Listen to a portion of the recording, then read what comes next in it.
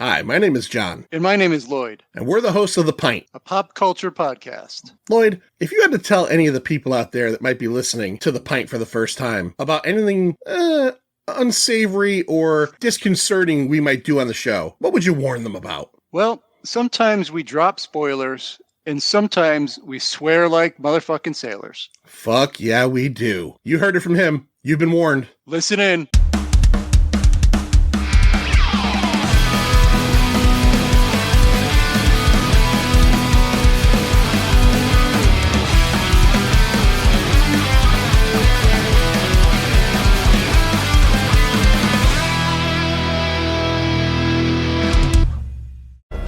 John Doe has the upper hand. Welcome to a brand new episode of The Pint, a pop culture podcast. It is massive 1990s March. This month, we are talking about movies from the 1990s, way back, like 30 years ago, that not only, kind of made a lot of money, but also hung in there. Like, people still talk about them, people still watch them, people still reference them. My name is John. My name is Lloyd. Hi, I'm Stu. And we're doing an episode today that would fit right in on our friend Tommy and Tim's show. Haven't seen it because Stu has never seen the movie we're talking about tonight.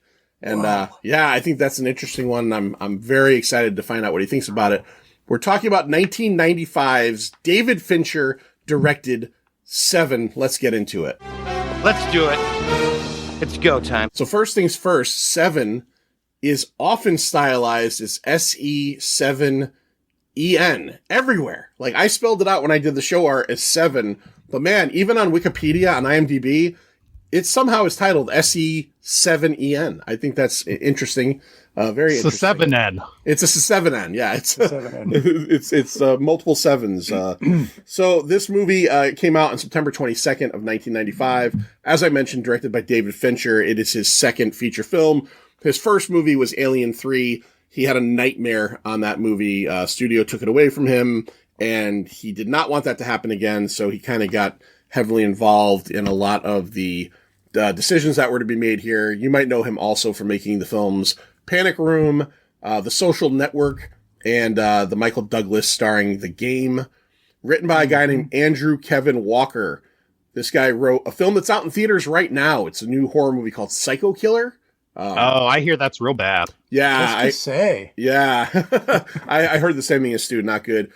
He wrote Sleepy Hollow, the Johnny Depp, Tim Burton film. And a movie we did here on the Pint years ago, Manster. Do you remember the movie that starred a character, the pornographer Dino Velvet? Do you know what movie that was? 8mm. 8mm, yes. Peter Stormare is Dino Velvet. He's also a script doctor, and he has worked on films such as Stir of Echoes, Event Horizon, and Fight Club, I think the next David Fincher, or two David Fincher movies after this one. He moved from suburban Pennsylvania to New York City, and that move inspired him to write this spec script. He said he saw so much depravity and crime and stuff he was not used to where he came from, that the dark, unnamed, by the way, very important, unnamed, constantly rainy city that the characters in Seven inhabit was based heavily on New York City. Some more interesting production notes I have here. Notice this very much in the beginning of the movie, and I think I became deaf to it.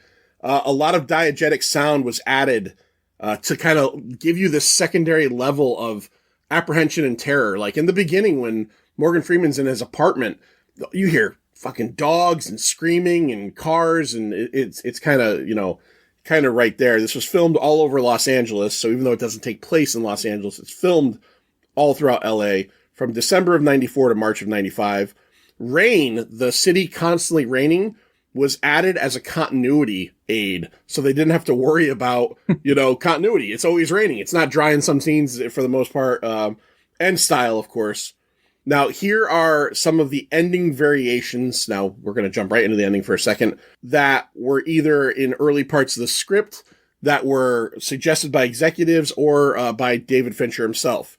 So in one of them, the box that's delivered at the end of the movie has one of Mills' dog's heads in it.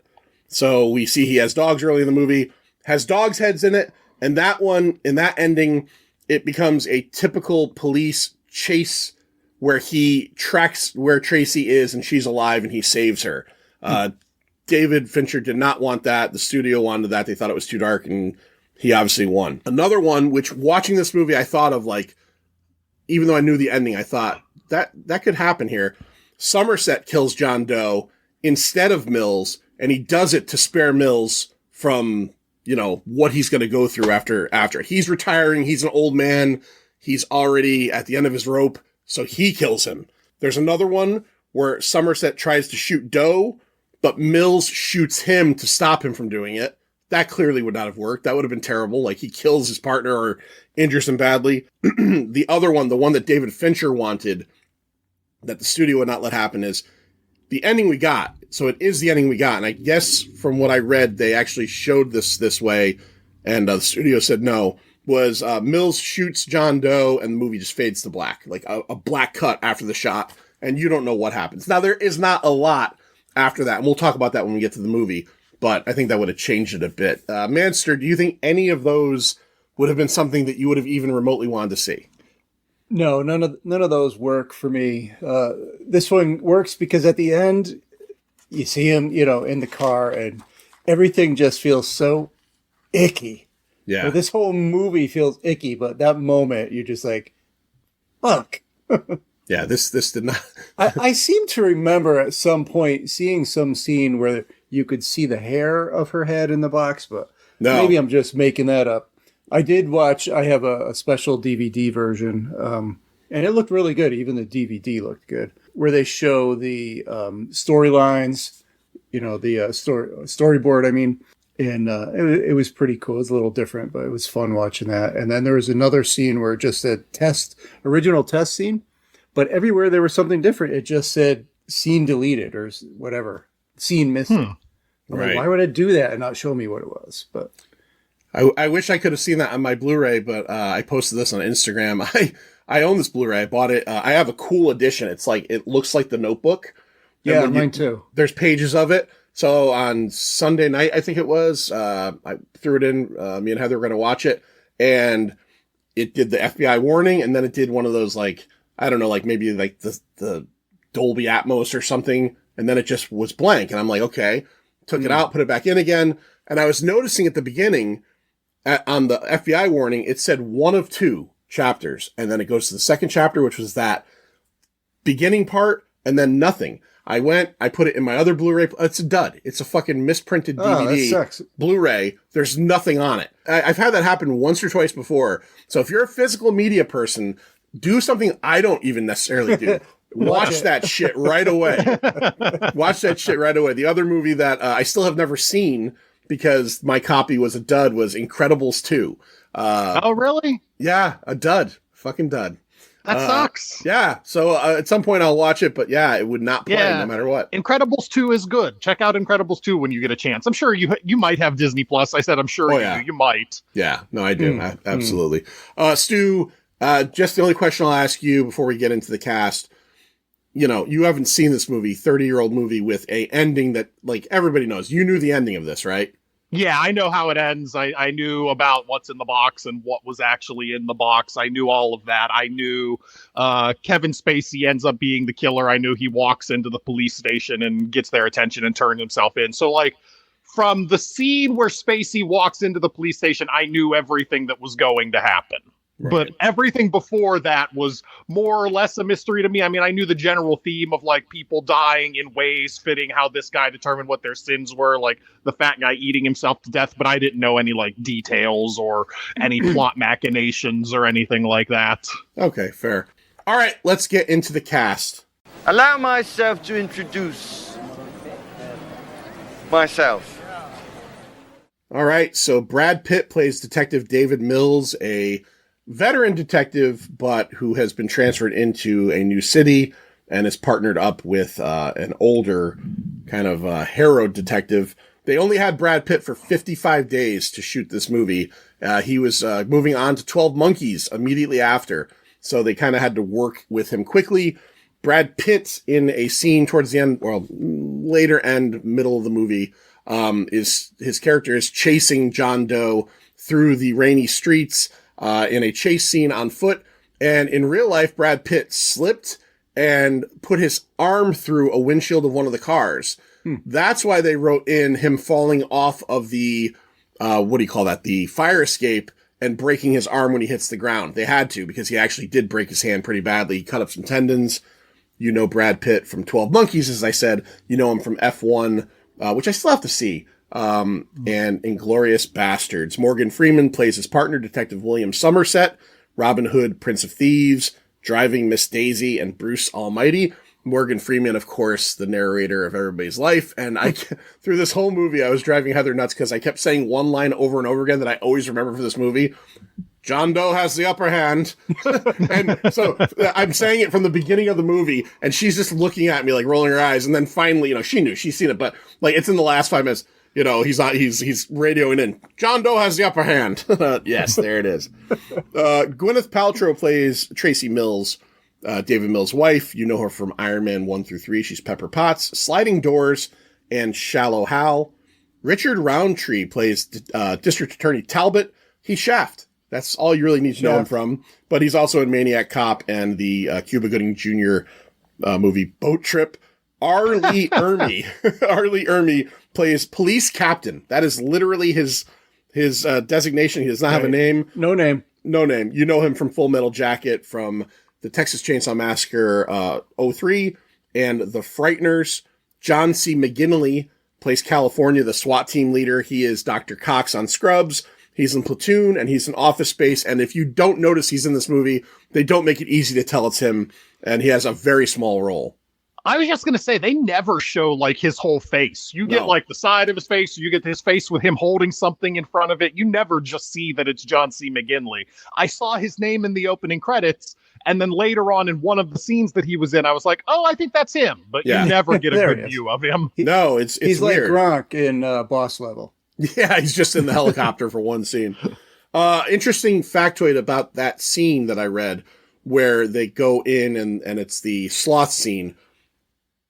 Mills and Somerset, so Brad Pitt and Morgan Freeman and the camera crew apparently were told that the victim was not dead and that he would be springing to life, but they claim that the SWAT team guys did not know that the actor was going to spring to life, and that their reaction is supposedly realistic. John C. McGinley has said that's not true, but other people involved have said that that is true. So interesting if it did happen. Reg E. Cathy plays Dr. Santiago. He is the morgue attendant. He was in Pootie Tang, What About Bob, and the 2015 Fantastic Four. He was the Storm's father. And of course, Kevin Spacey plays John Doe. You know him from being a shitbag, but you know him from House of Cards on Netflix, which was like Netflix's first, I think, original series. Outbreak, Superman Returns as Lex Luthor. He accepted the role. He only worked for 12 days. He accepted the role on a Friday and started filming on a Tuesday.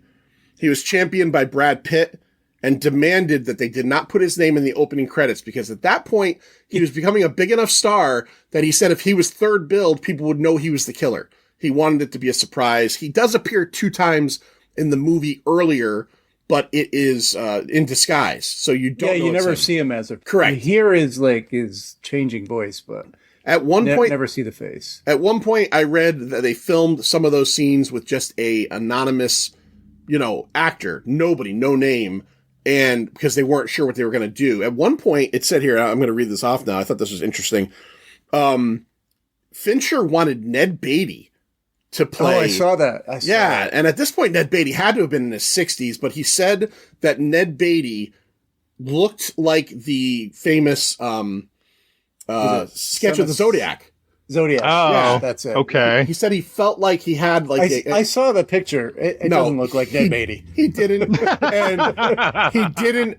And Ned Beatty read the script and said it was the most evil thing he ever read and passed on it. And the one that surprised me, Manster, did you read who the alt-rock god, I'm sure who you love, who considered it and couldn't because his band was touring? I did not read it, but let me take a guess. What year is this? 95? 95. Okay, Manster, at the time, probably one of the biggest bands in the world. Oh. As as John Doe. John Doe. Definitely not Marilyn Manson, because he's a dead giveaway. No. Shut up. Bono. What's the Frequency, Kenneth? Oh, Michael Stipe. Michael Stipe, and he considered it, and he couldn't because REM was touring, and it just would not work out. So Kevin Spacey ends up in this thing, and yeah, he'd be a good pick for that. No matter what Kevin Spacey has done, which I don't champion or agree with, he's a shitbag. He brings it, like, he's important to this movie because it's it's like kind of like a really powerful bit of acting that's only in like a tenth of this movie. It just kind of happens, and so it does work. I'm surprised Kevin Spacey hasn't started the right-wing grift yet, because even Jonathan Majors is now making movies with like Ben Shapiro, because once you get canceled by the public, the only thing you can do is move on to the right wing in MAGA because they'll take anybody. I'm surprised Spacey hasn't. Yeah. Start filming in like God is Real movies with Jon Voight or something, and that'll be the only kind of thing he can still get. Yeah, I know. I saw that thing where he was like doing like a one-man show in like Israel or something at one point, and Spacey? Yeah, like a song and dance thing, and like maybe a month ago or so, it was like. Didn't he write a book called "If I Did It"? yeah. If the glove don't fit, you must have quit. All right, so we start off the film. Now, this is also important to bring up. Great opening credit sequence, right? Oh, two of my favorite music to begin and end the movie. Yeah, you got Nine Inch Nails to begin it, and you have David Bowie ending it. Yeah, so we get this opening scene that like shows us our killer. We don't see Kevin Spacey's face, but we see little bits and pieces of what are going to be his benchmarks throughout the movie. We see him like scraping off his finger prints. We see him binding by hand these insane fucking people notebooks he has, like 2,000 notebooks when they finally find them. And, you could have 50 men on 24-hour shifts, and it would take 17,000 light years to read all this shit. So yeah, we get it. And it's, that's like it's like a remix of Closer, right? It's, yes. Yeah. Yeah. Remixed by Coil. Okay. And the only thing you get, you bring me closer to God. That's like the only lyric in the whole remix. Yeah. Yep. Stu, we meet Detective Mills and we meet Detective Somerset, and they immediately seem to be kind of clashing a little bit. What's the deal going on with these guys? Well, Detective Somerset is older and he's 1 week away from retirement. It's the trope of every police drama that's ever been made. You have the cop who's a week away from retirement, and he's going on his last case here. And they bring in Detective Mills, who is played by Brad Pitt, and he's I don't know. That was one of the few problems I end up having with this movie is I don't know how Brad Pitt's character ever made it to detective, because he's a clueless monkey. Yeah. He's an idiot in this movie. Like, Detective Somerset pushes everything forward, and he's the one who solves things, and he's the one who figures out, like, oh, look, if we dust this wall, we'll get some fingerprints, and oh, if we look underneath this thing, it's a clue, and everything. And like, Detective Mills is a moron. Like, I think the way his character is written and the way Pitt portrays him, I think everything he does suits the plot and the characterization that we need to get his character where his character has to go at the end of the movie. But I don't know like how he ever made it to be detective. Yeah, they started off where they have this, relationship where, like you said, Somerset is going to retire and he doesn't want to take on a new partner, and they get involved in this case that's obviously going to take longer than the 7 days that he has left to retire. And Brad Pitt's character constantly makes the case of, this is not my first day. It's my first day here. I've done all this. I'm adept at all this. But you're right. If you pay attention to this movie, he never really does much in terms of like their entire caseload is Somerset kind of figuring things out, and Mills kind of just like playing along, right, Master? Like he never does anything. The biggest thing he does is when they're in the morgue, he goes, yep, we got ourselves a murder. Yeah. Even like jumping ahead to the end when we finally do catch the killer, he underestimates him completely. Like, where Somerset... That scene bothers me so much. I just want to punch him in the face. Yeah. Where he's in the car and, he's basically saying, you're just a Looney Tunes. Like, he doesn't get it. And it's very clear that, John Doe's playing the long game. But yeah, that's one thing about this movie that, you know, and I'll attribute it to the writing, is that I was waiting, because I hadn't seen this in a while, for Mills to kind of prove his mettle or actually come through in the case, and he really does not. But they eventually end up on a murder scene. Manster, we got spaghetti sauce. We got a guy, I don't know, 400 pounds. What's going on here? Yeah, got to be more than that. It's just dark, gritty. There's just like grease all over the walls. You could just, there's layers and layers of grime. It's just clearly a scene that's going to be really hard to look at. And you've got like a 500-pound guy sitting in a little chair with his head in a bowl of spaghetti sauce and a bucket underneath him under the table. Yeah. And he's all vein, you know, you see his skin, it's kind of stretched out and translucent, and you can see the veins coming to the surface. We find out in the autopsy that he essentially was fed to death by somebody, right? He was fed to death. His stomach outstretched the amounts that it should have, but then there's also, you know, the detectives, Somerset figures out that, like, there's 2 receipts there, which means that whoever did this fed him, made him puke until he could eat more, and then went and bought more spaghetti sauce, which the best part about it is not only is it clearly the spaghetti sauce that he used to kill this guy with, but it's his spaghetti sauce of choice. Yeah. He's got it back in his apartment. he's got the same brand. Like, he's like, if I'm going to kill someone, I'm going to do it in style. We're going to do it with Chauncey's, you know, whatever it was. So we get a little bit more information from this murder. Detective Somerset, they find some like tile pieces in the guy's stomach, and the tile pieces point to behind the refrigerator. He pulls the fridge out, and in grease on the wall is the word gluttony, which is the first of 7 deadly sins. And he knows immediately that this is just beginning. And he tells police captain that I can't do this. I can't get involved in this. So eventually police captain takes him off of it and gives it to Mills. But in true detective fashion, Mills starts taking over on the next one, which is, what was the next one? It was the, Pound of Flesh. So it's, Greed. And he gets involved. So they end up working together from this point. And the Greed kill is also pretty gnarly. And there's also a great moment of realization of a clue. You know, the killer painted the lawyer's wife's eyes with red, and you realize she's looking at something. It's a painting held upside down, turn the painting over, all this stuff.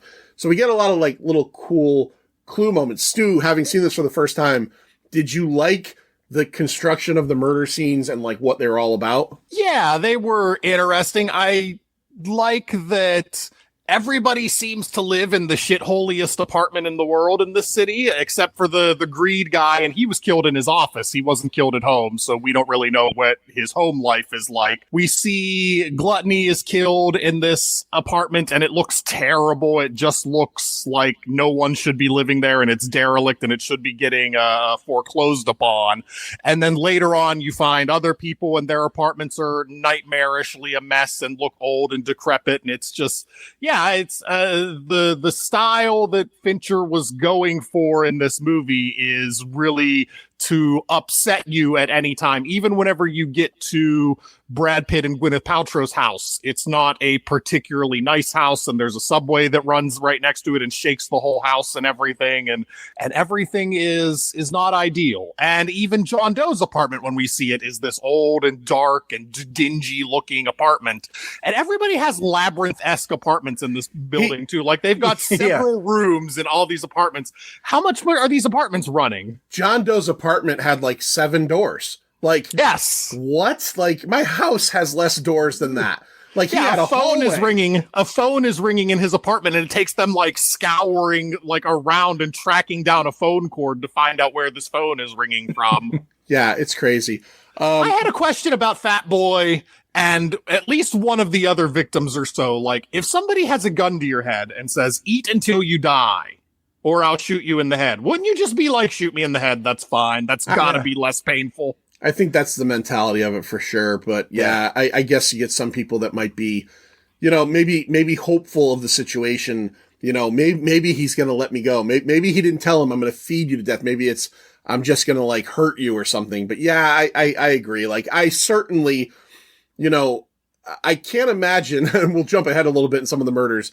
I can't imagine wanting to live in a world where I fucked a woman with a blade dick. Ugh. And I would just say to him, you're going to have to kill me because I don't want to have to see this in my brain for the rest of my life. Because there's no way you fuck a woman with a blade cock that's attached to you. Yeah. And that you could ever be remotely okay again. You're done. It's over. You're done. And they got I didn't mention him because he's only got a small role, but they got Leland Orser to play that character. And he's a great character actor. He was in Alien Resurrection and he was in The Bone Collector. He's just one of those guys that popped up a lot in the 2000s. And he plays like a manic dude really well. Stu had mentioned Tracy Mills, the Gwyneth Paltrow character. We kind of get insightful into her, the fact that she's clearly very lonely, right? She is not... I don't know if they said she's not working, but her husband's consumed by his detective work. She invites Somerset over, much to Mill's chagrin because, they don't really get along. And then we get a scene a little bit later where she invites Somerset out alone. It's nothing weird or sexual, but she's lonely, right, Manster? Yeah, they have like you said, she calls him at his office, and asks to speak to Somerset and says, hey, I want to invite you over for dinner. They have a little time together. Basically, she just wants to bring these two guys together because they don't seem to have a relationship or chemistry yet. Yeah. But they do after that. I guess bringing them together was good. And then, yeah, like you said, I think they had a day off from detective work. And so he met her out in what was it, a diner or someplace? Yeah.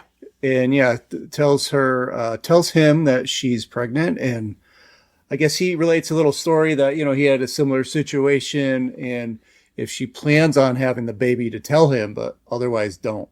Yeah. If you end up aborting, do not tell him because he had been in a relationship where he didn't want to have the baby and he badgered the woman into not doing it. And it's a regret. Like a lot of this movie from Somerset's point of view is about like his regret in life and the fact that like he just does not want to be in this city anymore.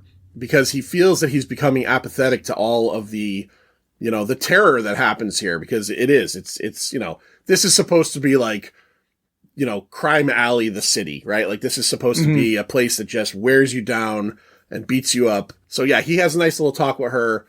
I want to point out too, because Stu mentioned the apartment. I have a dog. I had 2 dogs at one point. You can't have 2 big dogs like that in that fucking apartment. Like, come on, guys. Like, no, I felt so bad for those dogs. Yeah, like cats can do that kind of shit. Dogs, you can't have them in some apartment, especially one that's like getting subway, shaken every 3 hours or whatever it is. But now, one thing that we haven't mentioned, and I just kind of want to bring it up, is the whole the cinematography and like you said, the continuity with the rain and everything's dark and gritty, but you also use that acid wash thing, bleach bypass. Yeah.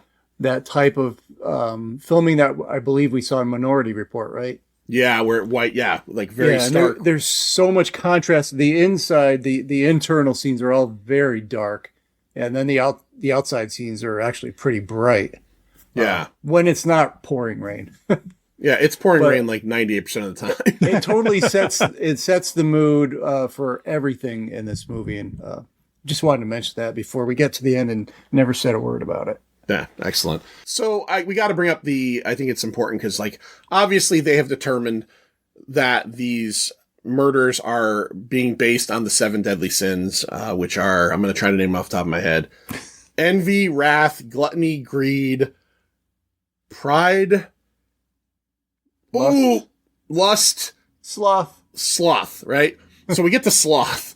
This one is fairly interesting. So at which one was it? The greed crime scene, they find the word "help me" written in a strange fingerprint, by hand behind a painting.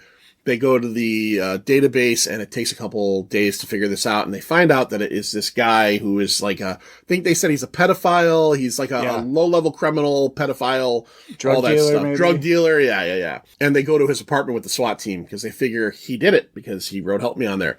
They get to the apartment and it immediately is like a fucking scene. Stu, what is the shape of this also quite big apartment with a giant bedroom? It's in terrible condition, but it has little car air fresheners hanging, like every few inches, just hanging from the ceiling are these little pine tree air fresheners. Yeah, all over the place. The guys are all covering their nose like it stinks in here, and they find what looks like a desiccated dead body on a bed. Missing an arm, or missing a hand, and they find a stack of Polaroids, and in the stack of Polaroids, they see it dating back 1 year exactly to the date that they're there, and it is a generally healthy-looking gentleman, and then as it progresses, he looks more and more like a zombie to the point where we see him, and they assume he's dead because they should assume he's dead.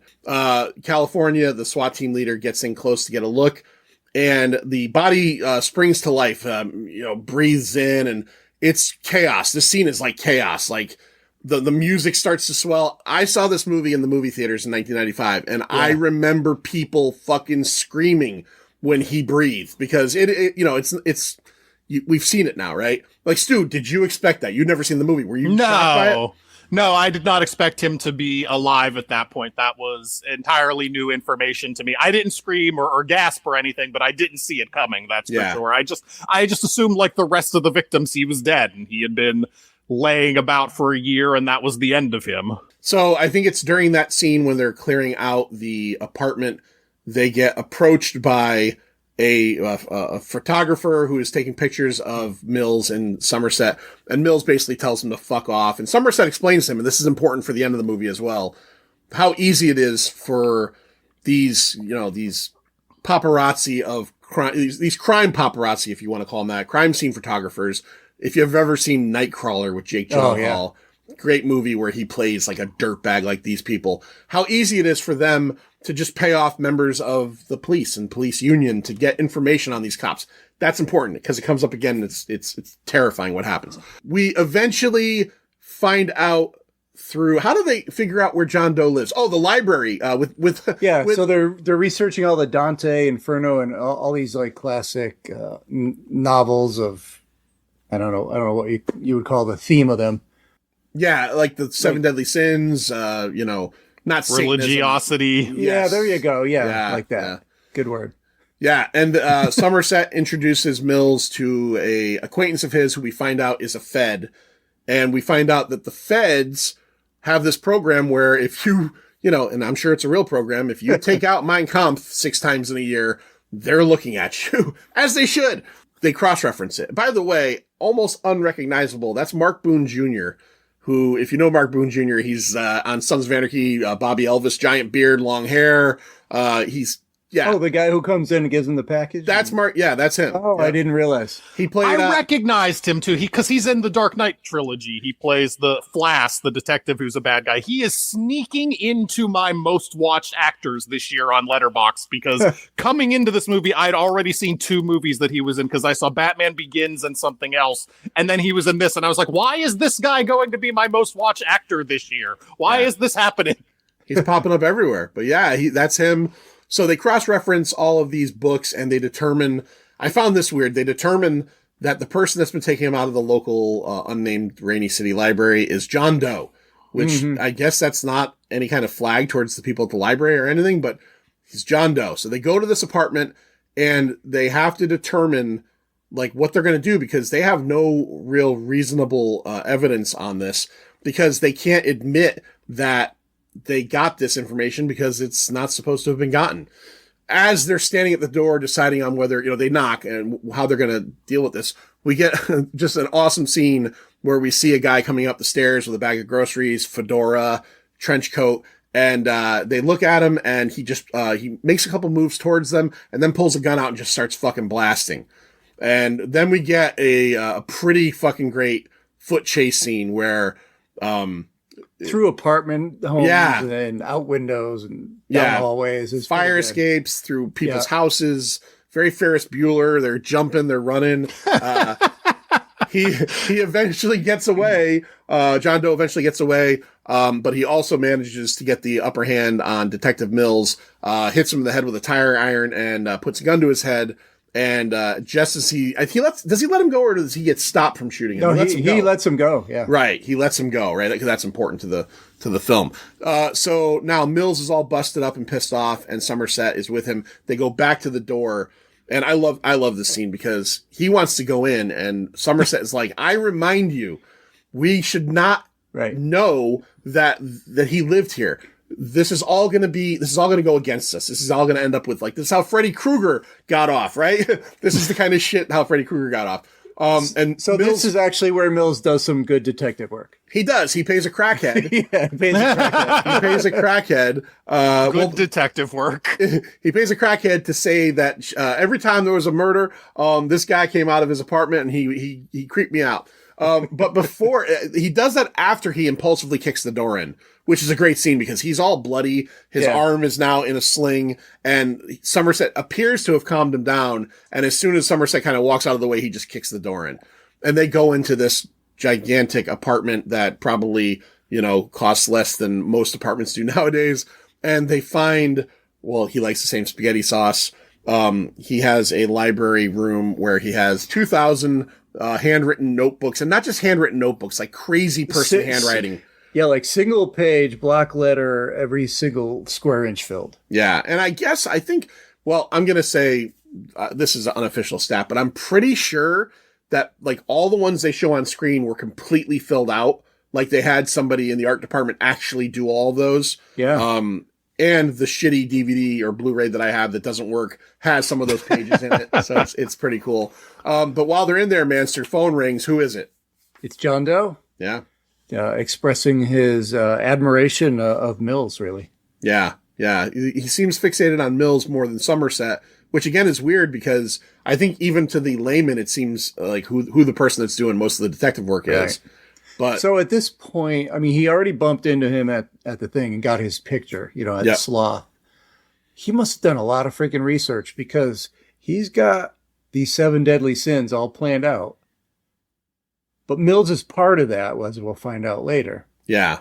So at what point does Mills what does he come up with the, really clever ending? So they don't explain it. And I thought about that. I thought that, like, he clearly probably had the 5 figured out, and then maybe he was planning on finding a victim that he had, avarice for, or whatever you want to, he had envy for. Or maybe he planned it to be the cops, and just whoever the cops were, that's who he was going to use. That's very possible, because it does not seem like it's necessarily based on Mills, because, at one point, he says, like, when we get to the explanation of it all, I envy you. I played like husband and wife with your wife today, and it didn't work out. Like she's so pretty, but she didn't feel the same way about me. So it does feel like maybe he just was planning on all this, because as we get to, let's get there. We have the lust and pride murders, which involve the terrifying leather bondsman outfit with a blade for a dick attachment, and then which they find like a long curved blade. Yeah, they don't find the blade obviously in Doe's apartment, but they find the receipt for the leather shop. Yes, so that takes them to the leather shop, and that takes them to the crime scene with that's gruesome. I was telling my wife that I watched this movie today, and she was also shocked I'd never seen it before, but she was like, there's that scene where that guy like fucks somebody to death with a razor blade or something. And I was like, yeah, that happened. It did happen. The pride one is he basically mangles a beautiful model's face, takes her nose off, and then glues a bottle of sleeping pills in one hand and a telephone in the other. The idea is, are you so prideful that you're not willing to live without your face? Kill yourself if that's the case, or call for help. She kills herself. So they finally kind of come together, and they're walking into the police station one day. And Stu, you mentioned this scene. What happens? We see a taxi cab roll up, and who should be inside but Kaiser Sose? And he comes walking in, and Somerset and Mills are basically completely oblivious to what's going on. Somebody's walking behind them saying, detective, detective, detective, and they're just walking up the steps and completely ignoring it. And then he has that very emphatic, very memeable detective. Yeah. And gets their attention and says, I think you've been looking for me, and he surrenders, and just all that good stuff. I like the way he says detective there. It's something else I didn't realize I knew about this movie, but I did know. I was like, oh yeah, he's going to say it all all powerfully there. And with his hands out, all bloody and wrapped taped up in blood. Yeah. Yeah. taped up. Yeah, because he keeps on repeatedly taking his fingerprints off, and then he's basically sitting in the interview room and just making a little bit of tea, and he talks to his lawyer, and his lawyer comes out and tells them, here's the deal. There's 2 more victims, right? The 2 victims are in the desert, and they will only be found if you escort him, the 2 of you, Somerset and Mills, and only you 2, to the desert at 6 p.m. tonight. If you don't go along with this, you're never going to find the last 2 victims, and he doesn't give a shit. They tell him that, like, this premeditation could affect his plea or his trial, and he says he's willing to go with insanity if he has to, but the only way you're going to settle this case and find the last 2 victims is by doing this. And by the way, they're pretty much the last 2 victims, or at least in some way, shape, or form. So we now get a great scene, which is probably the core of this movie, of the drive scene, the 3 of them driving. Yeah. And we find out that as much as Somerset, Mills is a hothead who doesn't understand what they're dealing with. Somerset has been dealing with this incredible amount of just tiredness and, tired of everything he sees in this place. And we also learn from John Doe that he's kind of fighting against apathy as well, Master. What is his master plan? What is he attempting to do here? So John Doe basically believes that God has chosen him to send a message to the world or to the country, whatever, about basically the society's apathy and the ubiquity of sin, and they're going to remember him, he's got no remorse because he's doing God's work, and he believes the murders will force people to pay attention. Now watching this movie, we have nothing other than his performance and his actions in this movie to go by for this character. But do you kind of think when you watch this that he's just full of shit and he's just doing whatever he wants to do? Because I felt that way. Stu, do you feel that way when you watch this? Like maybe if this isn't like him teaching people lessons, just his master plan to be known or, cause a stir. He has this big thing where they're telling him oh, you're just a page 2 news guy and everybody's going to move on from this and no one's going to know who you are in a month or so. And he keeps going on about how oh no, people are going to be talking about this. People are going to know what I've done forever and ever. But it seems like, I don't know if he's just full of shit or if he's just kind of drawing out the string here to keep them talking to him, to keep them not thinking about what his ultimate plan could be, because ultimately the only people that his plan are going to impact are Somerset and Mills. It's not like society at large is going to care if somebody's head got cut off as opposed to all this other stuff that he's already done to the world. I don't see it being as big of a deal as he's painting it up to be. I think he's just running out his string and trying to get them involved and trying to keep them talking to him. So I think it's a sense of empowerment. I think he's a very narcissistic character he's getting off on the attention that they're giving him, and he has to keep fabricating all of this information about himself to get them giving him the attention that he craves. Agreed. Yep, you got it. They finally get to the spot in the desert. They're escorted by California in a helicopter. And as they get out, they're just kind of standing around, securing the perimeter. And all of a sudden, a delivery van starts coming down the road. I don't know how the helicopter did not see the delivery van before they did, because they're all surprised by it. But Somerset seems to see it first. And he tells Mills, you stay here, I'm going to go. So he takes his vehicle, he intercepts it. And it's just a scared delivery driver who says, I was told to be here at 7 p.m. I was given $500 and he has a box. Maybe the most famous box in movie history at this point. But he has a box and he hands it to Somerset. And Somerset now tells the guy, get out of here. He tells the cops on the radio to pick him up. He's now talking to himself. This is the first time in the movie where Somerset seems like a very solid detective, where he seems indecisive or doesn't know what is coming next, and he's nervous about it. Because I think he has a feeling that this is something awful. And he's like, I don't know. And he's looking at the box. And meanwhile, we go back to Mills and John Doe, Manster, and what are they talking about? Because there's something happening here. Yeah, at this point, John Doe is telling him, I'm envy because I envy you and your life, and I had a little moment with your wife, and I try to be the family man that you are, and basically, does he tell her that he kills her? No, he doesn't. He said that she begged for her and her baby's life. That's what it was. Yeah. And Mills. Well, that's later. He doesn't say that until Somerset comes back and he's already looked inside the box. That's when he comes back. Yeah. Okay, yeah. So I think he does say he cut her head off, though. I think he does tell Mills that he cut her head off. He says something about her pretty little head. Point, yeah, that's right. Yeah. Yeah, that's right. I don't remember him saying I cut it off, but he says something. And her pretty little head, yeah. Yeah, and he said. So Somerset uses his ubiquitous switchblade he's been playing darts with the whole movie to open up the box, and he opens it up, and it's Pulp Fiction, it's the briefcase, we don't see it, but he is terrified, and the line comes out, John Doe has the upper hand, and he's now radioing the SWAT guys, and he's like, telling them, John Doe has the upper hand, and he's running back, and as John Doe's talking, Mills is not paying attention to him until he kind of says something about his wife, and then he's until he says that wife line, yeah. Right. What the fuck did you just say?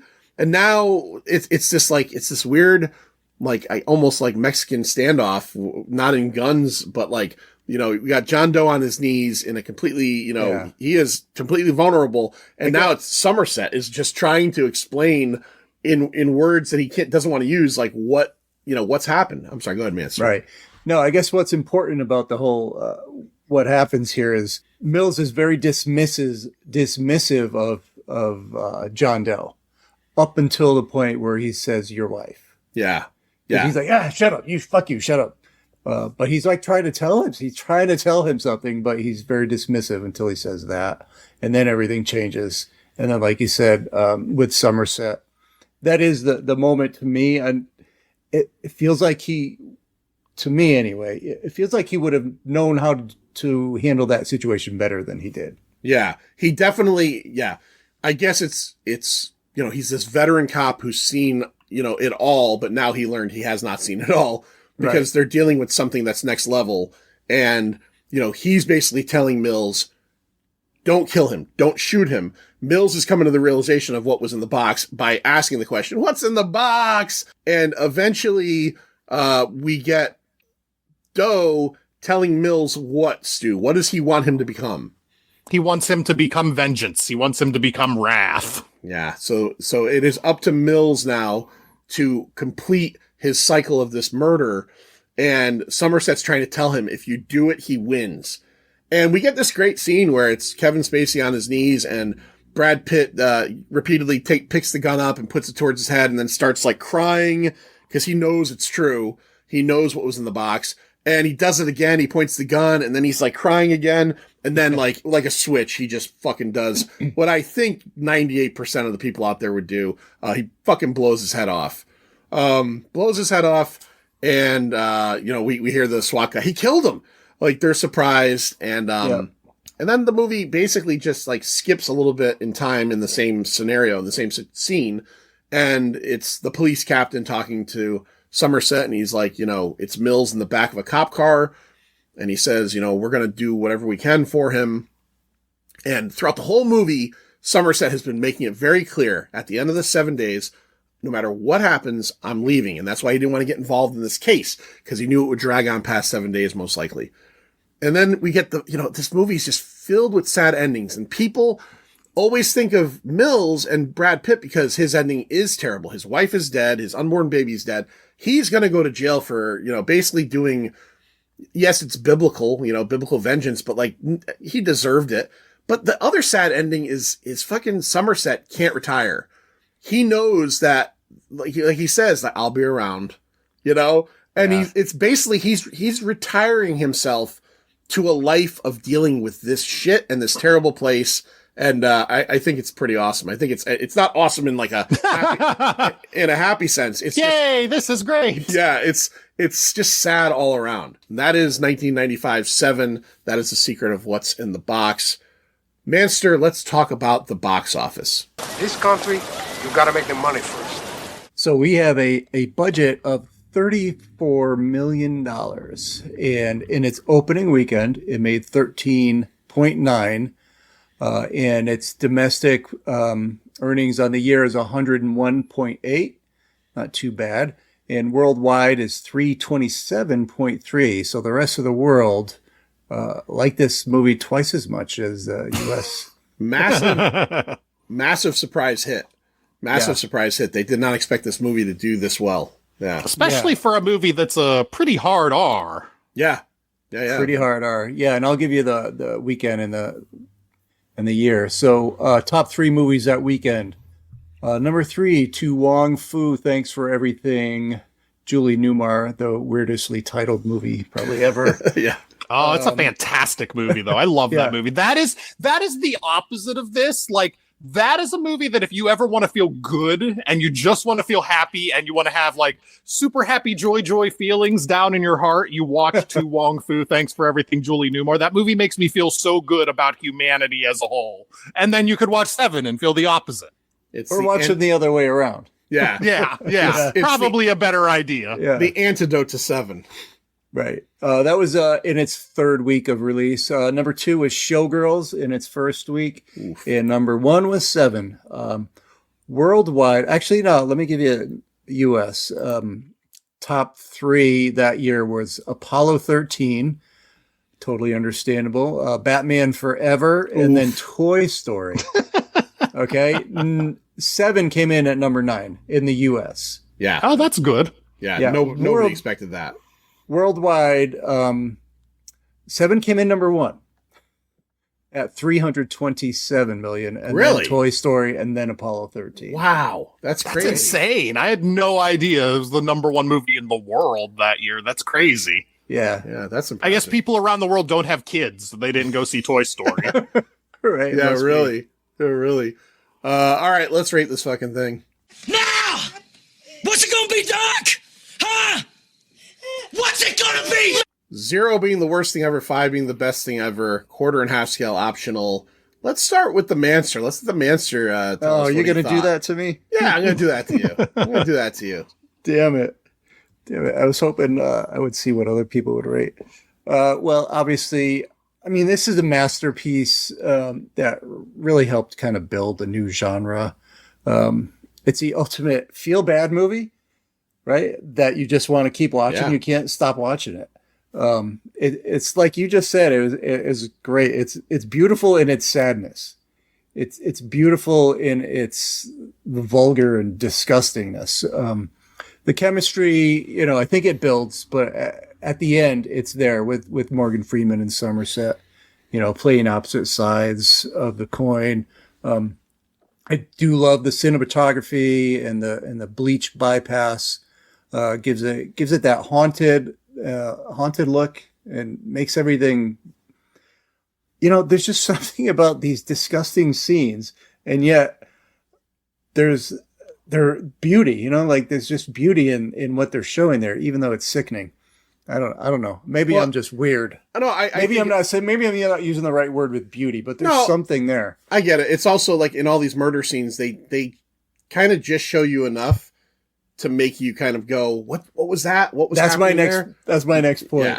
Yeah. So you rarely see any actual violence, right? You don't see anything happening. You just see the aftermath, which is almost always better, right? It's almost always better to not see the actual thing. Just let your mind make up the details. Right. And that's what this movie does, like in spades. And coming to the end, I think, like I said a while ago in Usual Suspects, this is one of the movies with one of the best twist endings. It's not like you don't see it coming, because you do see it coming, but it takes a while before you see it coming. Even earlier in the movie, it's funny because this movie is going to end terribly. Right. Because Somerset says it near somewhere in the middle or towards the end of the movie. He goes, "This is not going to end well." Right. He tells you right there. Damn, I don't want to give it a 5, but it's such a good movie. It's not a movie that you're going to go put on every day. Will it make you feel better if I just jump ahead and give it a 5 and then you can give it a 5? Yeah, because I've given way too many 5s lately, but the movie is so good. It's a 5. I'm going to give it a 5 as well. A lot of things that you said there. I think this is one of those movies that is super impressive in story, in cinematography, the music choices, all that's great. And then it also is one of those movies that I kind of also think of Pulp Fiction in the sense that this movie spawned so many cheap imitations for the next, every crime thriller for a while was trying to be Seven, you know, like what was the one with Keanu Reeves and James Spader? The Watcher. Do you remember that one? It was shit, but it was like this dark, grimy, it was a couple years after this. There was a lot like that. And a lot of times, like 2001 or Star Wars, when something is kind of fresh and new, everybody tries to do it. And I feel like Seven really kind of launched the boat on that.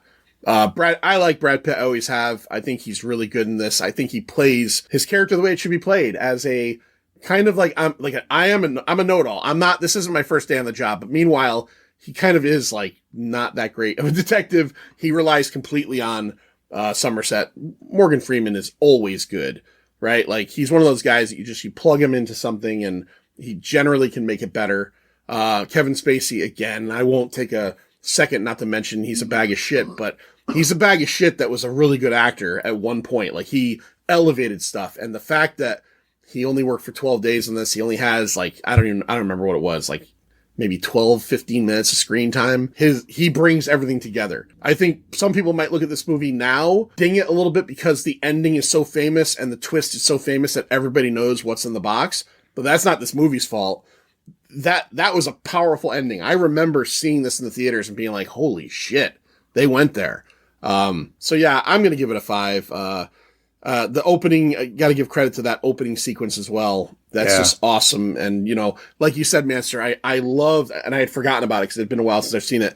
I love the fact that you get the 9 Inch Nails and then you just get that, you know, you bring me closer to God line, which ties into John Doe and his, you know, his whole, what he's doing. So I'm going to go with a 5. All right. I'm very afraid because it's Stu, but we're going to hand it off to Stu and then we're going to read off some of our Pint Insider. Stu, what do you think of 7? It's funny. You mentioned how influential this movie is. And in the wake of this movie coming out, how many movies were aping this style and everything. But just 4 years ago, The Batman starring Robert Pattinson came out. And what did everybody say about that movie was it was 7 with Batman. So like even 30 some years after this movie's advent, people were still comparing other movies to it and saying, oh, look at what this has wrought in all these several years.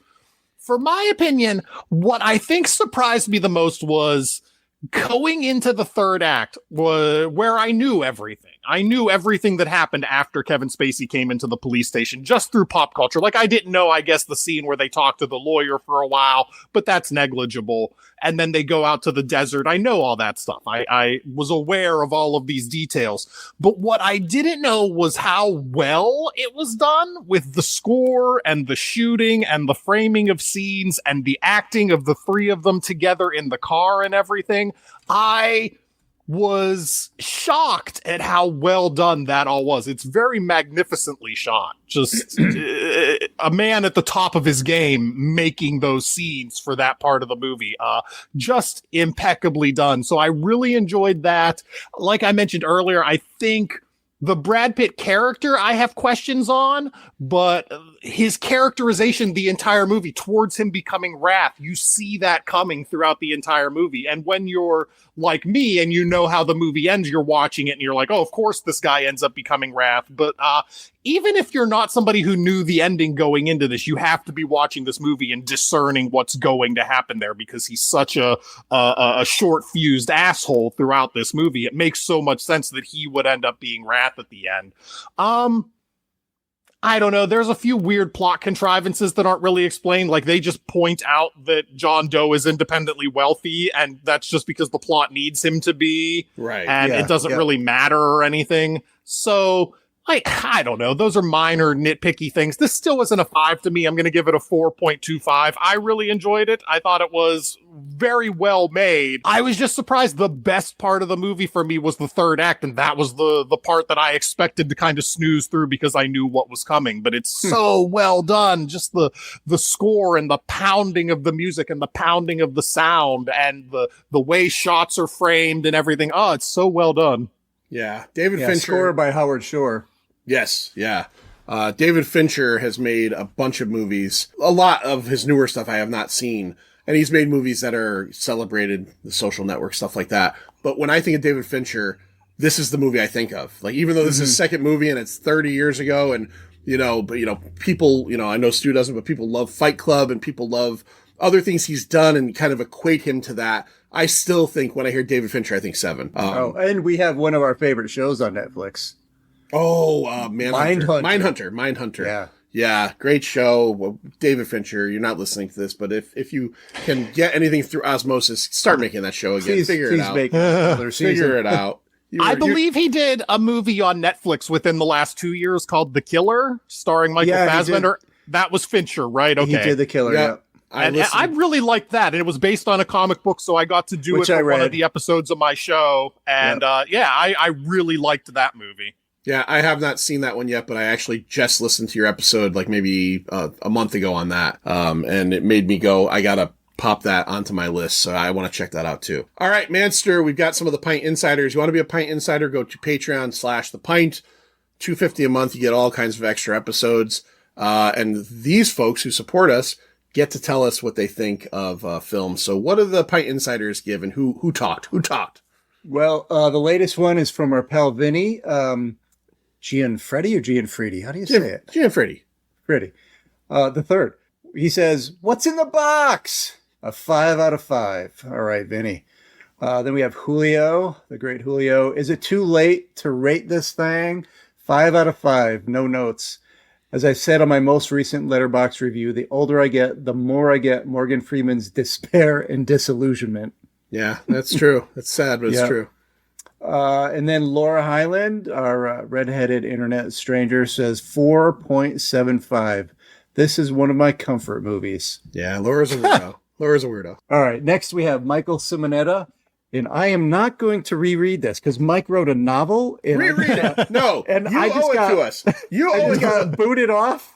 And oh my God. I reread didn't realize. Mike paid us $2.50 this month. All right, Mike, I'm going to read the whole thing again. Ready? I'm going to save this till last. All right, I'm going to go with Chris Ramirez first. I saw it once in the theater when it came out. Good movie, but never wanted to watch it again, as it is brutal to get through from what I remember. 3.5. Fair. Yeah, that's fair. It's hard to rewatch. Chris Frodell, 5 out of 5. Fincher is a genius. Any other director would have made the script seem like amateur hour. His perfectionism and keen eye make Seven a film that set the bar so high many after failed to clear. True that, Chris. And Patrick Flanagan gives it a 3.75 stars, on the verge of 4 stars. I could be persuaded. All right, I'll persuade him. We'll persuade him. Patrick, just give it a 4, Patrick. Stop fucking off. Patrick, come on. You know it's a 4. Mike Simonetta wrote a novel, and I'm going to read it because he wrote it. He spent the time writing this. 5.0. Fincher creates such a flawless world in this movie that it never seems to age. This dark, always raining city seems like real life, but it is just removed enough from reality that you are fully immersed.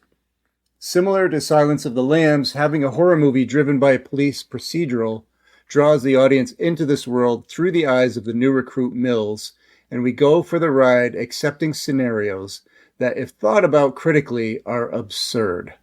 Yes, they are. Yeah. A dark roller coaster ride with a bleak 70s era ending. John Doe wins.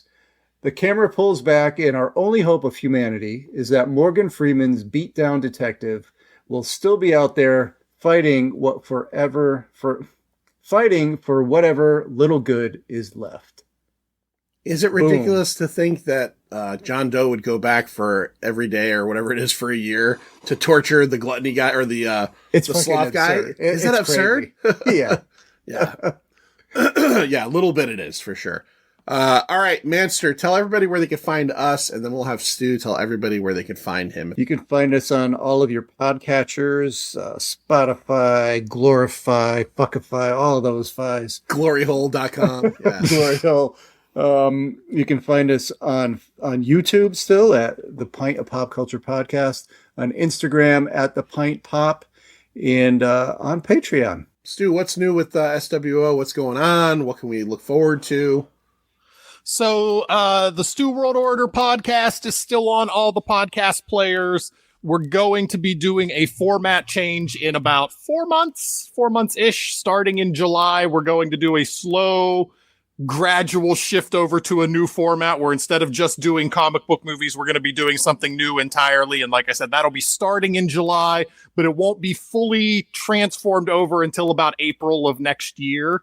So we're going to do a gradual. We're not going to just throw a new format at you because my wife told me that was stupid. Don't do that. So she was like, if I was listening to a podcast and one day it was just entirely new and different, that would make her mad. So I was okay, that's fair. That's like, it's happened to me in my life. You listen to a radio station you like, and then one day you turn it on and it's country. Right. Whoa. What the fuck happened? So we have that, and if you're looking for us, the website is swoproductions.com, where we have new articles all the time. I think I was looking at the website today. We have like 1,700 articles in total as of present. So, nice. And plus, at present, we're doing new articles every single weekday. And on the socials, on Twitter, Instagram, Threads, and Blue Sky, at SWO Productions. Find them. I love going on Stu's site on my lunch breaks and reading interesting articles about, horror movies, comic books, lists, all that good stuff. Surprisingly, there's a little bit of I guess, we're missing Pop-Tarts is what I'm looking to say. But they're not making new flavors. I don't know what to tell you. I can't create the flavors for them, but every time I go to the store and look, it's the same flavors. They haven't been making any new ones. I don't know what to tell everybody. Maybe jerk off in your feces, Pop-Tart? Jesus Christ. Well, that's what your feces. Oh, that's right. That's what he says. Right? It's a line that he says, yeah. Yeah, okay. I'm like, man, Lloyd is fucking like got some vinegar in him today. And then I realized that's a line from Seven. Yeah. From Brad Pitt, yeah. Last summer, I think it was last summer, it was a big deal, like online, a lot of the snack accounts and stuff that I follow on Instagram. Don't Feed the Wolf, friend of ours, Diana, check her out at Don't Feed the Wolf. She has got an awesome Instagram page where she talks all about snacks and stuff. But like they were talking about Pop-Tart ice cream sandwiches and like how you couldn't get them. And I got a box of them from Walmart, I think it was, and they weren't that good. They really weren't. Oh no. Yeah. I will give them credit. They managed to get the Pop-Tart crust consistency in the actual ice cream sandwich, but yeah, overall not good. What's the best ice cream sandwich to you? I mean, to me, it's just the vanilla ice cream with the hood, chocolate wafer. That's the best. No, you know why I'm not a huge fan of those? It's because I don't want that chocolate sticking to my fingers. Yeah, I hate that finger, and then you got to scrape it off with your teeth. Yeah, that's good stuff. That's good stuff. That's extra food you get right off your finger. It's delightful. Better than chocolate chips. I want a Chipwich. I want a Chipwich. Nope. No. Yeah. And I wish, unpopular opinion, but I wish that I'm sure someone makes them. And if they do and you know about it, add us at the Pint Pop. Because I am one of those people, and nobody agrees with this for the most part, like oatmeal raisin cookie over chocolate chip any day of the week. I love oatmeal raisin. I want an oatmeal raisin cookie ice cream sandwich, man. That's what I want. I would totally get that. Get rid of the chocolate chip vehicle and give me oatmeal raisins. Stu, you're shaking your head. Not an oatmeal raisin fan? I mean, it's like the 38th best kind of cookie. It's on the list, but it's way down there. It's way up there. You know what my favorite is? I love what they call, I guess, like kitchen sink or dad's favorite cookie. Yeah. Where you got like your peanut butter chips, you got your butterscotch chips, you got pretzels, you got walnuts. Those are awesome. Yeah. Stu, I don't want to like shift your focus over on the website, but I will make, as a patron, I will make a suggestion. If Pop-Tarts is not making new flavors, you have something that's just sitting there waiting for you to start because they make hundreds of flavors. Oreos, man. You should start doing Oreos. I would read that shit like a crazy person. I'll see what I can find. I'll go to the store and see how the Oreo owl looks. But I know when I started Pop-Tart Quest, it was like the peak of how many flavors they were making for Pop-Tarts. Like I went into Walmart one day and there were like 30 flavors of Pop-Tarts. It was absurd what I was looking at. And that's what initially gave me the idea. I'll see if the Oreo aisle looks the same. The Oreo, you know what I have to say though? I don't love Oreos. Like I think they're good, but I'm not like as enamored with them as most people are. I'm in the same boat. I enjoy Oreos very much. My favorite Oreo, I'm a lemon fiend, so like the lemon Oreos are incredible. I do like Oreos, chocolate, and trying the different ones, but I'm not like obsessed with Oreos like some people are. But if you're looking for a snack food that has a variety, man, Oreos is just banging with the variety. They're crazy.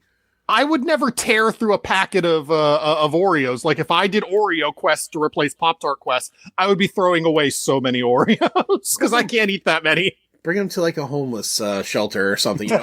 Here's some Oreos. I ate half of them. Here, I know that you don't have the correct nutrition that you deserve. Here's some diabetes, and that's all I'm giving you. Oh, that's mean. All right, see ya. See ya. It's over, Johnny. It's over! Nothing is over! Nothing! You just don't turn it off!